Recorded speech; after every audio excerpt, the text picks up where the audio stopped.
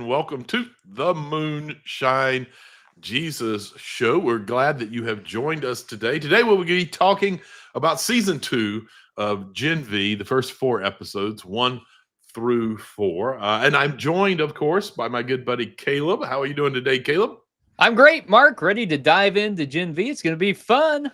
Absolutely. Before we dive in, though, we got a few housekeeping notes we need to take care of here. Let you know that we are brought to you by the Center for Progressive Christianity, a great place for all your progressive Christian needs. We encourage you to visit them.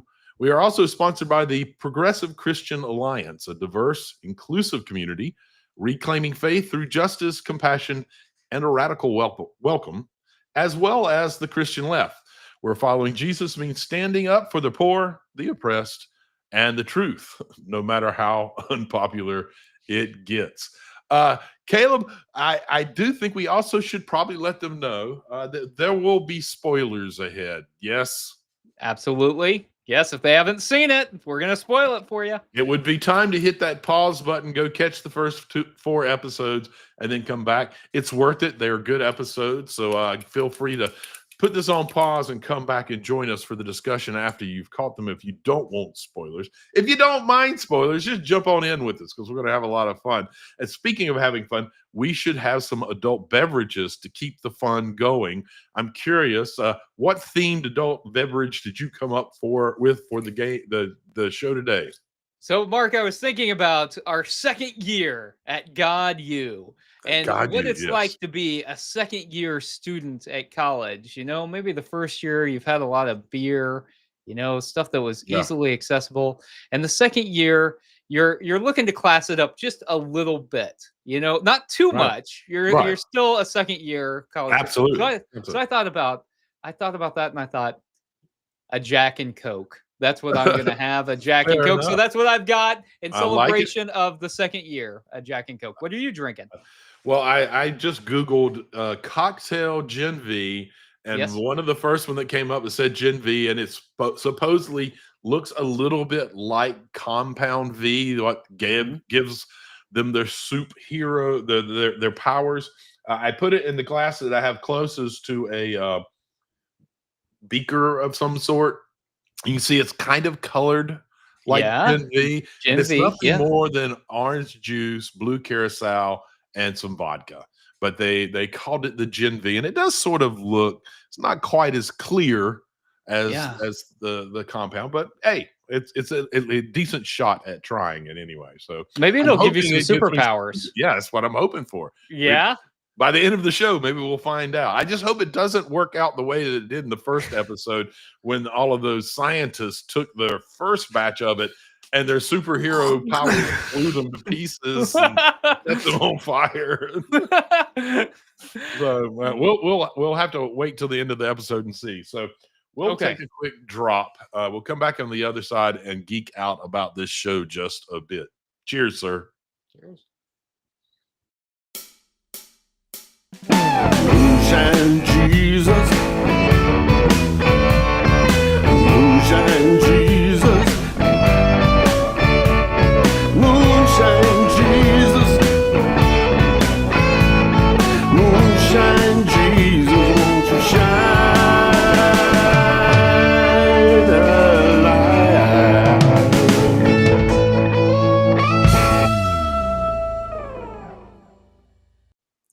Welcome back to the Moonshine Jesus Show. This is our Geeking Out section where we let our geek flags fly for a little bit, but we promise we will get into the heavier stuff, the theology and politics of Gen V, because there's a lot to talk about there. But we do want to enjoy what this show is and what it means. But before we do that, Mark, a question I need to ask you is, if your Gen V cocktail works and you get superpowers, we know that the superpower you don't want to get is like blowing up and all that kind of stuff. But what superpower do you want? The superpower? Yes. What would you really want? That's a tough question, man. I've thought before about what superpower would I want. Yeah. I don't know. I don't know. There's too many good ones. I literally have to sit for an hour and think this through. You'd have to like make a chart compare. You know me all too well. I make my list, compare it, pros, cons. How does it work out? What's one's going to improve society the best? Which one might hurt me too much? I don't know. I'd have to figure it out. It'd be a difficult thing to assess, I believe. You know, they always say that everyone says they want to fly, but people's real choice is actually invisibility. Right. You know? And I really think that might be the one that I ultimately come down to, just because I'm such an introvert. I know no one believes You can it. just disappear. Too many people around. Like when all the people and all the things are happening, just go. I think that would be a pretty good one. It's self-serving, but you know, you could also use it for a lot of good too. You know, that's true. You could push things in the right direction in the world. You know, that's right. You could be in the Oval Office. You could see what's going on in there. You know, you never know. Or you could find the Epstein files and you could bring those out. Release them. Yeah, I like that. Yeah, I like that. Okay. Release the Epstein files. Yes. Yeah, that's right. That's invisibility for good. I love it. Absolutely, I love it. So this is Gen V, the boys spinoff. It's the second year at Godolphin University, following our band of misfits, including Marie Moreau and all of the her blood powers and everything that she is doing, maybe for good, maybe for ill. We'll see. Mark, how do you like this season so far? How is it doing? We're about halfway through the season. I think we both really liked the first season, felt like it was a good spinoff of the boys. How do you feel like the second season is following up? I think that they're doing a great job. I like some of the issues that they're kind of teeing up for us and making us struggle with. I like the different little mysteries that they've planted in there that we're beginning, as we hit episode 4, beginning to just see them unravel just a little bit as we try to figure them out. I like the tension that's being set up between Soups and regular folks. I like the tension that's being set up within God U, between the rankings, but also the folks who really are beginning to think that maybe they are better, and the folks that are trying to figure out how to resist all of that. So yeah, I think they're doing a great job. I think the storytelling is pretty good. The pacing is excellent. And I think, you know, that's one of the things that the boys and Gen V had just been exceptional at, is pacing.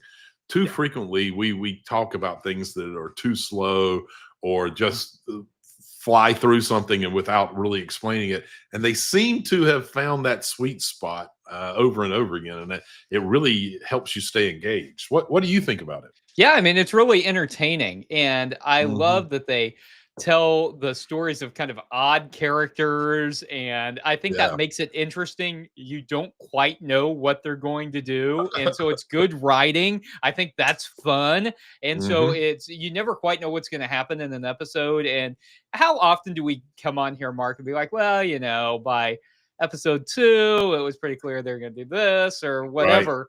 And with Gen V and the boys, I don't feel like that. It's fun to watch, and really compelling characters. I think it's well acted. I think that the cinematography is good. I think they do a really good job. It's just fun to watch. It's good quality TV. And I love that there are no boundaries. Like normally you can almost figure out what's going to happen in a show because you kind of know what this television structure looks like, and what how far they're willing to go and how far they're not willing to go. And all bets are off. Like things that you would have never imagined would have ever been on a television can happen on this show. Yeah. Kill off a main character? Why not? Why not? Hey.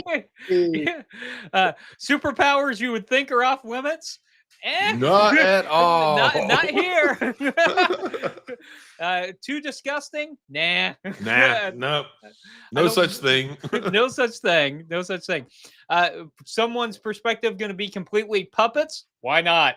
Why not? So it's fun. I think it's fun to watch. I think that's why it is fun. So, you know, Mark, we also see some Soups with some very interesting superpowers, right? So we see interesting is one way to put it. Like Bushmaster, right? who can control the length of her pubic hair, right? Yes. That's a good example. Not just the length, but actually manipulate it and manipulate it, have right? And interact with the world. turn levers and to pull levers and things like that. So, Mark, we've seen a lot of odd superpowers between these two shows. What odd superpower do you most want to see next in Gen V? Oh, what was invisibility isn't an option? You know, that is not an flying. odd one at all, is it? No. Once again, boy, that's a tough question. Well, it's hard to imagine what they're going to do. Like they had the That one we guy, haven't seen, yeah. the one guy, and I think his name has been given to him, a black hole, whose superpowers were all in his rectum. When he was doing the kickstand in reverse, essentially. So it's hard to give an answer because they go so far. Like I don't know that my head allows me to put together the absurdity that that they're more than willing to go to. Do you have one that I feel like you have you secretly have already figured out one that you really would like to see? You know what? I actually don't. I wanted to say I was kind of like you. I'm like, I don't know even what they're gonna do. Like, I don't think I think whenever I think about superheroes, I'm like super strength, and they can fly and they can shoot laser beams out of their eyes, right? And maybe they can grow or something like that, or shrink. But yeah, like I gotta say that on my checklist of things I would look for in a superhero, like manipulation of pubic hair was not wasn't anywhere near the list. Black hole of rectum wasn't. Yeah. I don't think these were things I had ever not even about. close. Not even it's close. like in Shazam where they're like trying to figure out his superpowers and they're going through like the checklist. Right. These like black hole in the rectum. They never came up on the list. Never came up. I don't understand why. Now they seem so normal now. I don't understand why they wouldn't. I know. Okay, so Marie is special. She's kind of our primary antagonist in Gen V, and she can, of course, manipulate blood, and that has both powerful and sometimes tragic consequences.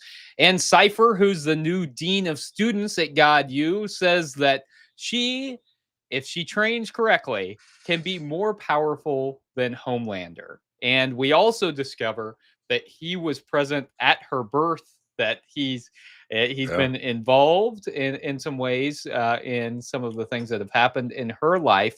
So what do you think that role is going to look like? Why is Marie so important? And what could it mean that she can be more powerful than Homelander? I think that when they saw what Homelander was and where he has gone, I mean, essentially the nation has been handed over to Homelander. And I think they saw that was a direction that was going.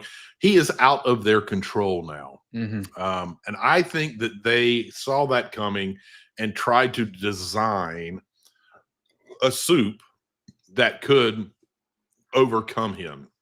I think she is their safety valve. I think she is their answer to, if he gets so far out of control, we'll try to have her on the inside, convince her that in this matchup between us and him, that we're the good guys, or as close to good guys as you're going to get, and that's why she's being created and being nurtured, and they're trying to make her as big as she can possibly be and make her understand her powers as much.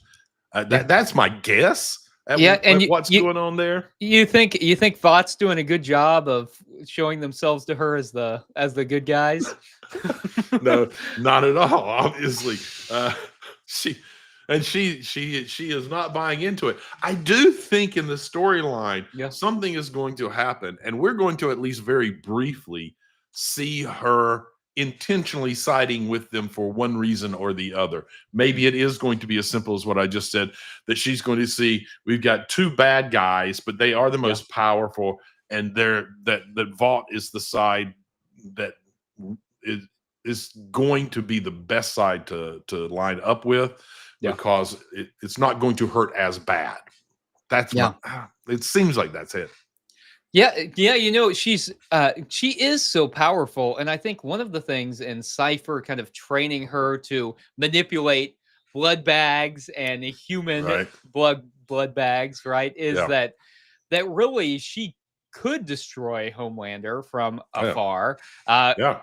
In theory, although you know the head popper wasn't really able to pop Do that. Homelander's head, and so Homelander, I think, is always stronger and more powerful than people give him credit for, and so who Yeah. knows? But maybe with the manipulation of her powers, maybe she really could could defeat Homelander, and certainly.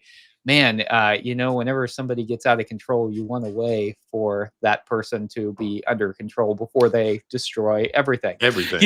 You know, one of the other things that has been kind of fun this season has been seeing Little Cricket get kind of join the Starlighters and this kind of ragtag crew of people who really aren't as powerful. We do have Bushmaster, and then we've also got the other friend who can copy someone's powers for like a minute, 60 seconds. Yeah. I kind of like seeing it. It's kind of like in The Boys, you know, we see this group of people who doesn't have any superpowers, and it's kind of a random collection of people who are trying to defeat the superheroes. I think that's one thing that I really like about this is that we've got these less powerful soups who are trying to find their place and trying to figure out how they can fight and all of this. How do you like the thought of kind of these soups that don't have traditional superpowers, that are kind of the underlings of the superhero world? What do you think about concentrating on them? I love that they're doing this, and I think it's one of the messages of hope that we need right now when we feel overwhelmed by a lot of the things that are going on, not just in America, but in the world, where we feel like there's all these powerful folks who have put themselves in a position with what are we going to do when they have all of X, Y, or Z, whatever it is. I love this message of, you know, we can use the gifts and skills and talents that we do have and figure out how to put them together, be smart about it, and be able to resist in a way that could prevent the powerful from actually like gaining all control and marginalizing everyone else permanently. So I love that that's part of the storyline that they're developing here, and it's fun to see it when it happens. I mean, everybody loves to root for the underdog, right? I mean, it feels good because we all feel like underdogs at some part of our lives. Even the most powerful people, while they may not admit it, there's part of their lives where they feel like underdogs. So we all kind of have that instinct to pull for the underdog and to hope to see them succeed. But I think particularly right now, that the hope that comes along with seeing that happen is so necessary and so needed in the world. I mean, what do you think? I think all that sounds good, Mark. You know, I've been sitting here thinking about my power that I want. Oh yeah, and you know, I think this is not nearly as altruistic as yours. But I thought, what if I could snap my fingers and all of a sudden I'd have a bourbon? Like, wouldn't that be really good? I mean, think about good power. Think about the world peace you could bring, though. If like, think about the personal peace you could bring. It's both. It's like the kingdom of God. It is both within you and all around you. The personal peace from the bourbon you could be drinking that you could also share with the world. When tensions get too high, you just have a drink. And so, like it. You like that? That's pretty good, right? Like it. Yeah. That's so like our. Well, what would your name be? Bourbon Master? It needs alliteration. Bourbon. Baron. Bourbon Baron. The Bourbon Baron. I like it. The Bourbon Baron. Yeah. Speaking of which, I'd love to sit here and talk more about the geekiness of Gen V, but we also need to talk about theology and politics. So I'm going to snap my finger and I'm going to pour some more whiskey in my drink, and let's come back and talk about theology and politics.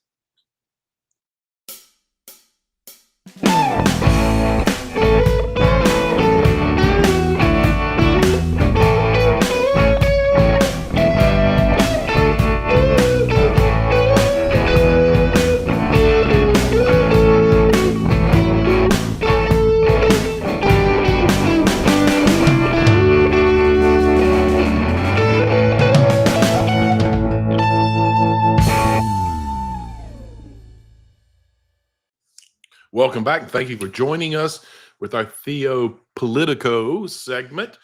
So, Caleb, one of the things that Gen V does, and it's even more so maybe this season, shows us how institutions are willing to and actually will twist the truth to bury abuse just to save their own skin. And as we all know, that's not just fiction. We've seen churches and corporations and governments do the same thing in real life.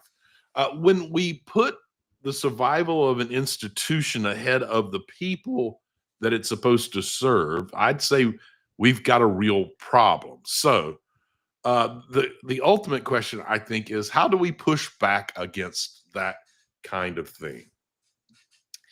You know, a lot of people really search for why it is that religion is declining.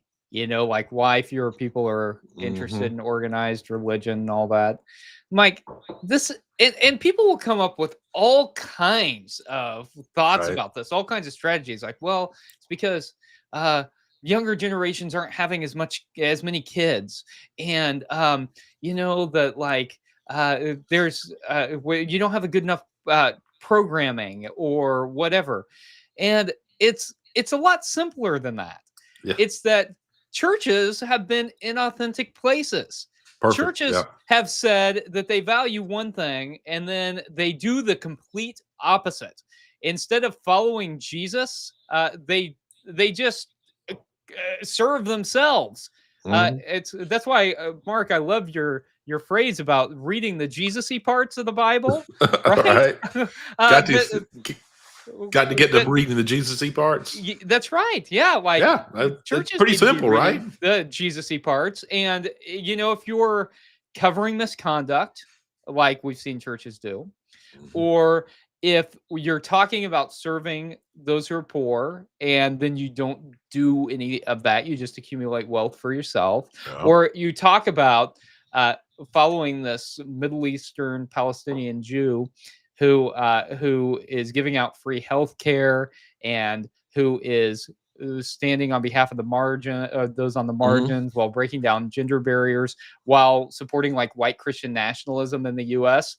Like, of course, people don't want to be a part of that. It's clearly hypocritical. So that's in terms of the church, at least, Mark. Yeah. That's what I would say. What do you think?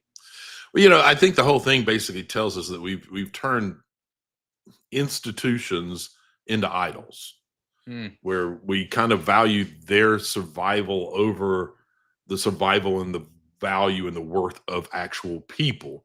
And I think part of what we have to do, particularly within the church, is try to hold institutions accountable. We need to do a lot more. Churches are really resistant to practicing prophetic truth telling, and we need a lot more of that. That leads to organizing protests, pushing back on policies, but unfortunately, being part of the problem, many churches are trying to protect their own institutions and aren't willing to step out that far and do that kind of truth telling from within. And so we've got to find ways to show people that is the healthier route, and it is, if we believe ourselves to be Christians and are following the teachings of Jesus, that is exactly what it leads us to do, is practicing prophetic truth telling. So little work to be done there, unfortunately, but the church is Really it turns out kind of with you, you know, if we could just learn to be a little more authentic, that would be a good step in the right direction, with just to follow up on what you were saying. So the conflict in the show between the soups and the humans is basically they set it up, the foes, those in power set it up and frame it so to kind of keep people divided. I'm curious, how is that a metaphor for how, you know, race and gender and sexuality, immigration status, how is it a metaphor for how those get weaponized in U.S. politics? And what would it look like to resist those divisions and build, you know, solidarity across all of the differences? Yeah, I mean, look, we've got those in power who are using every difference to divide people. And so I think that has traditionally been done and continues to be done to make white folks feel like they are threatened by anybody Mhm. different. But that also happens across other lines too. So, say, for instance, you are talking primarily to, say, people of color, and you are then making people feel like they are threatened by someone because of their sexual orientation or their gender Mm. identity. Or you're talking to people who have immigrated to the US, but you make them fearful of other immigrants, right? And I think that we're seeing uh, kind of some more complexity to the Mm. way racism is being utilized, which sounds odd to say because it feels like just constant hate and broad-based hate. And I do think Absolutely. we are seeing that, but I think we're also seeing some really targeted some really targeted classism, racism, all of that. And it's maybe a little bit more advanced, thought through than we give people credit for. And that's why Mm. we see people constantly voting against their own self-interest because of fear. And Yeah. so I think we see this all the time. I think that the Trump administration definitely does this, and I think the ways that we kind of combat this are that we have to speak out against it. And I think especially when we hear Christianity being weaponized, we have to talk about how the ways that it is weaponized are inconsistent with the actual teachings of the historical Jesus. And so in the church, we got to do that. We got to call that out. And I think just as good, decent Americans, I think holding fast to the values of the Constitution are a pretty good place to start. Turns out. I know. It's radical, but if maybe we hold on to that and talk about like freedom of religion and the press and freedom of speech, that those things help us to value one another a little bit more as well. What do you think, Mark?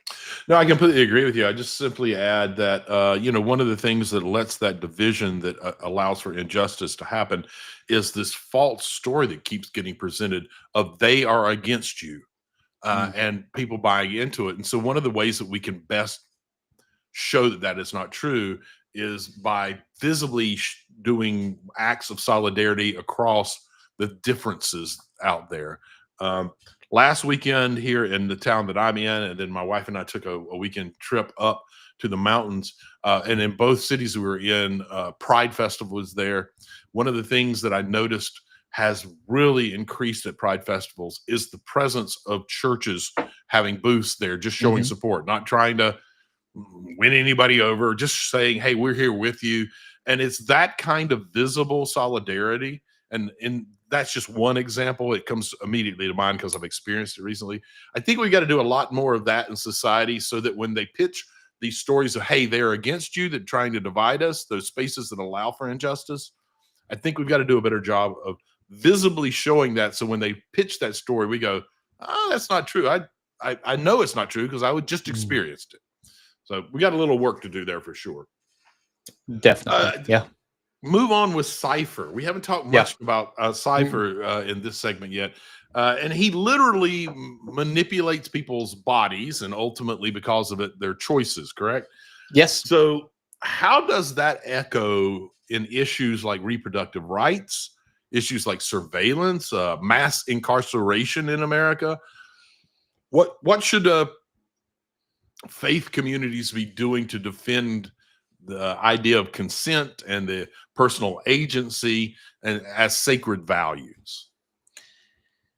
Yeah. So the idea of bodily autonomy is one that has been so controversial in the United States and Unbelievable, bro. kind of oddly, it's so Yeah, odd, yeah, right? Because people will often use scripture to justify a lot of this, and you really have to contort scripture to make it work for, say, to work against reproductive health, because it's not there. Like, putting limits yeah. on reproductive health just isn't in the biblical text. And Right. so people just really have to take scripture out of context.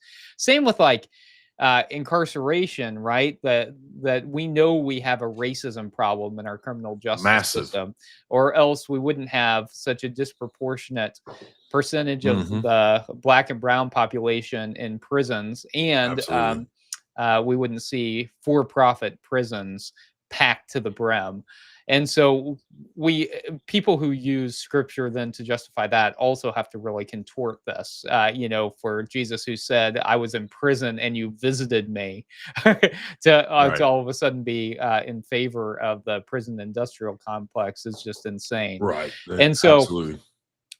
I think this is another piece too, where the first step is faith communities calling out the hypocrisy on all of this, because there is a narrative in our country that there is a right answer, that there is a Christian answer on this, and that it is anti-reproductive health, that it is Mm. pro-prison industrial complex. Mhm. And that simply isn't the case. And so faith communities saying, actually, this is what the Bible says about this. Actually, this is what Jesus taught about this. That whenever you're able to do that, that's a pretty good first step. And then once you change the way that people think about things, then you can go to more concrete action, like working for legislative change.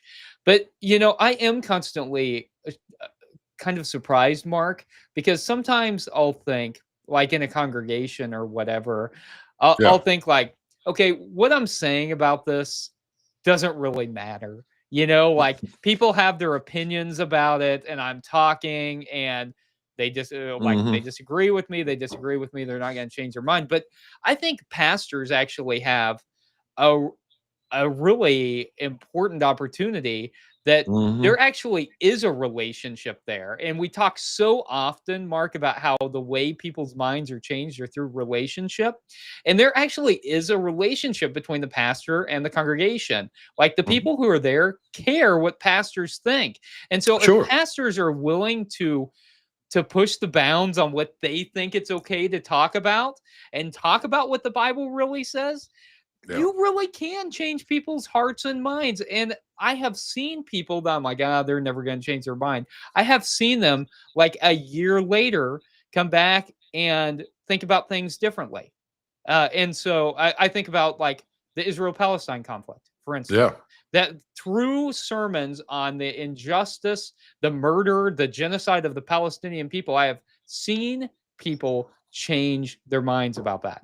So I think that actually talking about it is the first place to start. How about you? What do Yeah. you think? No, I agree with everything you said, and to follow up on ministers uh, having a relationship with the congregation and actually do have some influence. Um, I'm just going to make this short because we're almost out of time in this segment. Anyway, I think one of the things that we have to do as ministers, and this really does fall on us, is to begin naming consent and personal agency as sacred. Mm, I believe if we, because the church is not very good at naming that as sacred. I think if we name that as sacred, it changes the game. It changes the argument, changes how anyone can approach this. If we say those are sacred values, so I mm. think we need to do a better job of that. Listen, I had 3 more questions that are, I think, fascinating, but we are running out of time. We do not want to miss out on our favorite segment, the Make Me Look Stupid segment. So I'm going to end it there. We'll take a quick drop, have a little bit more to drink, and we'll catch you all on the other side.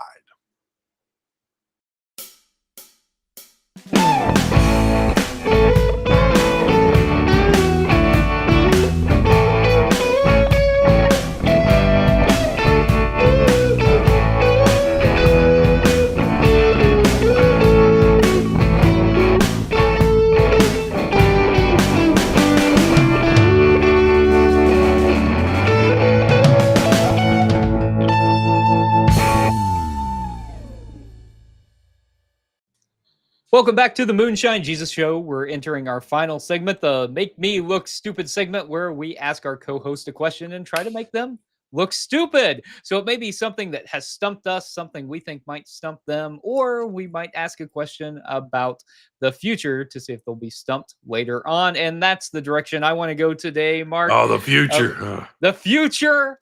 The future. Yes, we're halfway through. I'm the beginning season. to form a complex about this. All you ever want to do anymore is to force my hand on making claim about what they're going to do, what the writers are going to. Oh, it's get. I feel like there's an expectation. There's a great weight upon my shoulders. There is, Mark, because I can say whatever I want, and I'm probably going to be wrong. But you have the chance to be right about this. We'll see.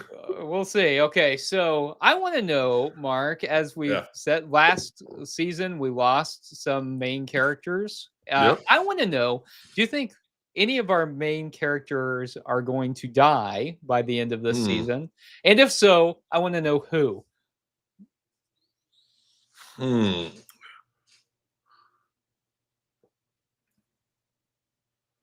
I don't think we're going to lose any of the students.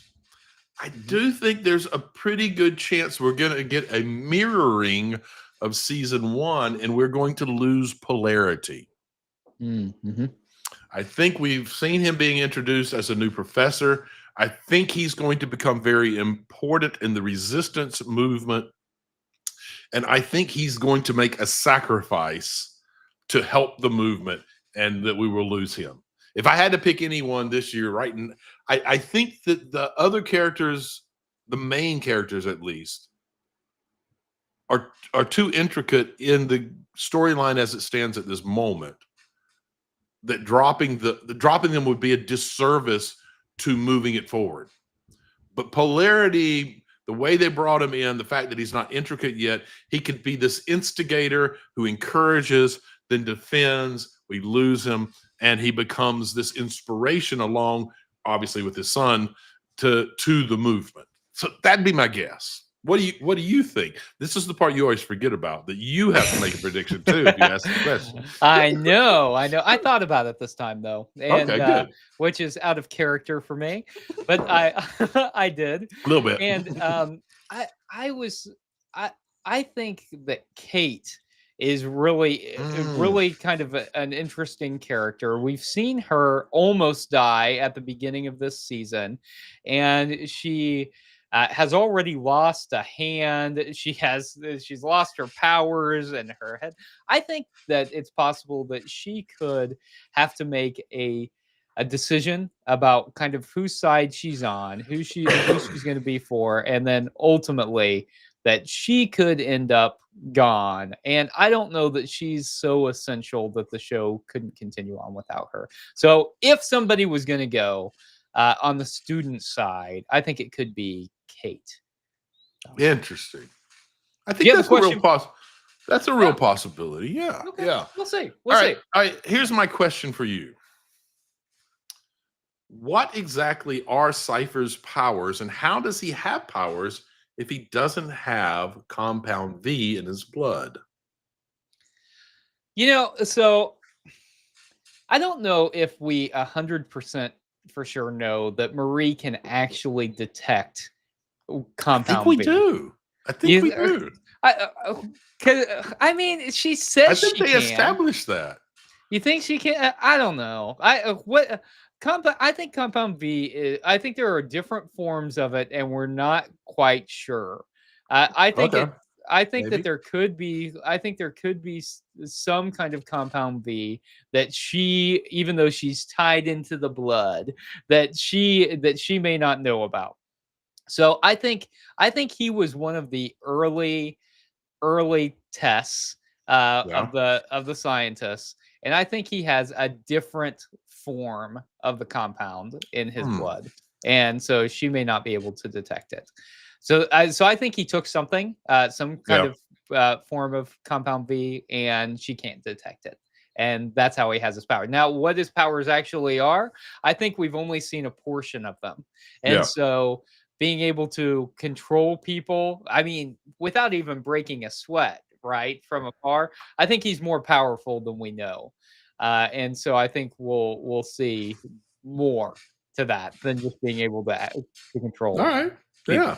What do you think? I think that he is completely human. I think that it's related back to the man that he claims, and I mean claims, is his Mhm. father. Uh-huh. I think the man in the hyperbaric chamber Yeah. is Godolkin. I think he survived the Oh, fire, okay. and that Yeah. he Oh, absorbed. he does look very burned. Yeah, very burned. Yeah. He absorbed Compound V in that fire, and he became a puppet master. I believe from that chamber, he took over the body of this hapless person who was probably at his house to clean the floors or fix the garden. And that he is now, since his body doesn't allow him to do anything, he is controlling him.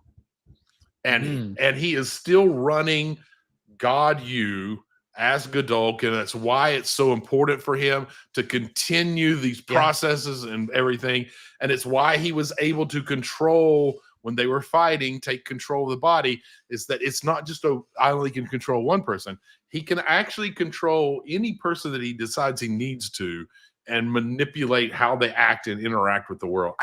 For me, Okay. that's what's going on. I like this. So Cypher, he's just a puppet, and It's just a puppet. he's being controlled by Godolkin from. He's just a blood bag. Chamber. Just a blood bag. It's a Wow, simple I blood like bag. that, Mark. I can't wait to see how this season rounds out. I think they've set up a great mystery, and there's several of them, but that one in particular is really curious, and I think it'll be a lot of fun. So next week we need to figure out what to watch, and I wasn't sure, but you had a fantastic suggestion.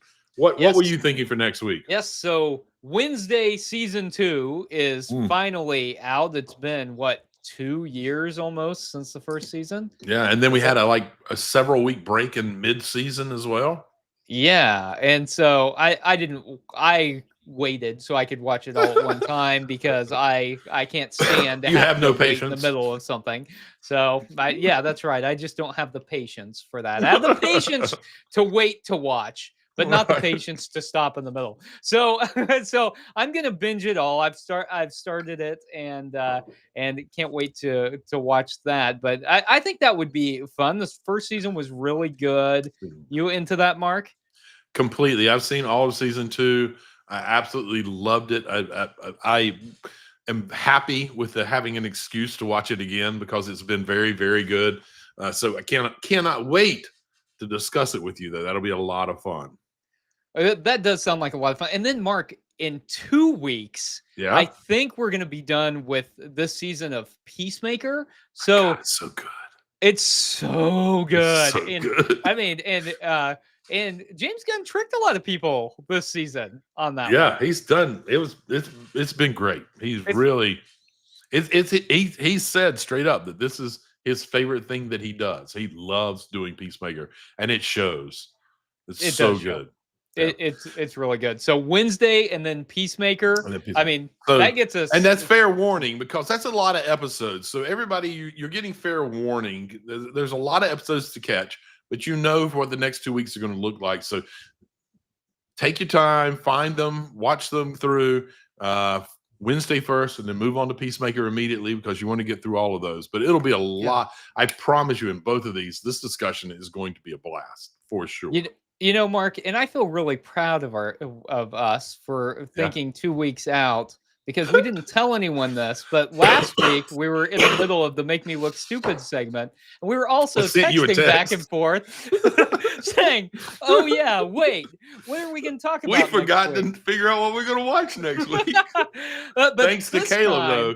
Quick thinking Caleb came up with good. We've got 2 weeks ready. It's impressive. And some really good stuff. Really good stuff. Absolutely. So it'll be a lot of fun. It was so much fun today, Mark, to talk about Gen V. I loved this. And so glad all of you could join us. It is so much fun each week to sit here, have a beverage, and start the week off by geeking out about some of our favorite shows and being a little geeky about theology and politics too. A little?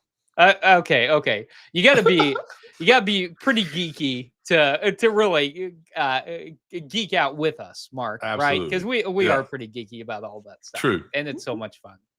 Thanks for joining us on the Moonshine Jesus Show. Moonshine